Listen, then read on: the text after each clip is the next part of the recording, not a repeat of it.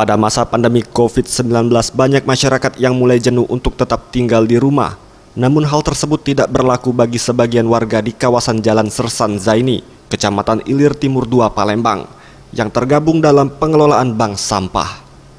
Salah satu pengelola bank sampah, Welis Fatima, menuturkan, dengan tetap menerapkan protokol kesehatan di masa pandemi COVID-19 ini, pengelolaan bank sampah di tempat ini tidak hanya mengumpulkan barang-barang bekas, melainkan juga digunakan sebagai workshop kerajinan daur ulang dari bahan koran bekas.